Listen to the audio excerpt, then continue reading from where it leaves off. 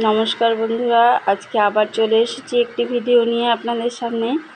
তো আজকের ভিডিওটা একটু অন্যরকম, সব রকমের মোটামুটি মিলিয়ে মিশিয়ে নিয়ে।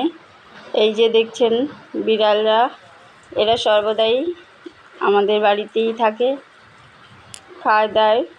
মানে ও বাচ্চাগুলো যখন ছোট থাকে তখন নিয়ে আসে, এখানে সেফ জায়গায় রেখে তারপরে উনি ঘুরে বেড়ায় চারিদিকে, আবার বাচ্চারা একটু বড় হলে চলে যায়। দেখুন আজকে আকাশে বেশ মেঘ করেছে, তাই একটু ভিডিও করলাম আপনাদের সঙ্গে শেয়ার করব বলে। কারণ সত্যি যে হারে গরম পড়েছে, তাতে করে একটু মেঘ হাওয়া দেখলেও আমার মনে হয় একটু শান্তি হয়।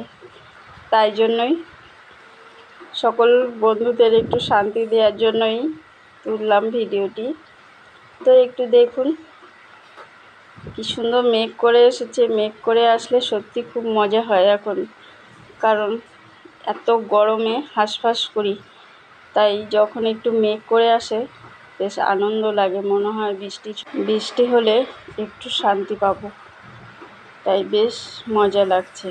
তাই ভিডিওটি তুলে নিলাম।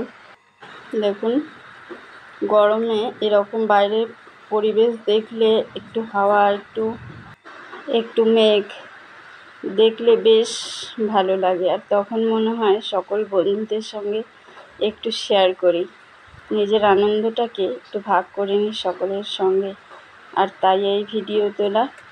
তো দেখুন বন্ধুরা, এই যে আমার সজনা গাছটা, কিছুটা একটা ডাল আমার হাজব্যান্ড কেটে দিয়েছে, না হলে আজকে অনেক আরও বড় থাকতো।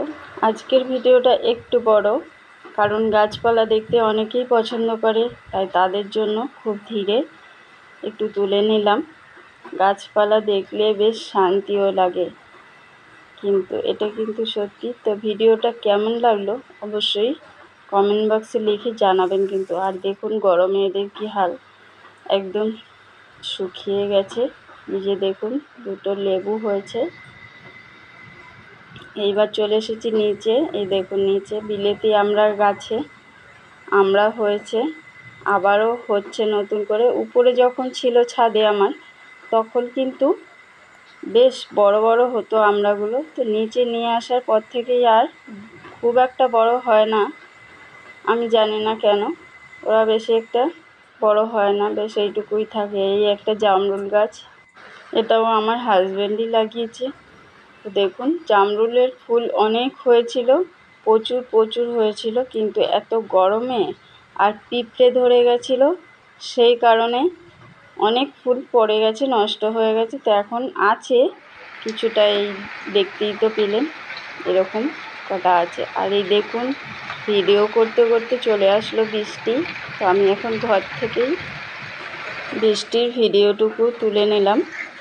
তো ভিডিওটা কেমন লাগলো অবশ্যই জানাবেন, আর সকলে ভালো থাকবেন। ধন্যবাদ।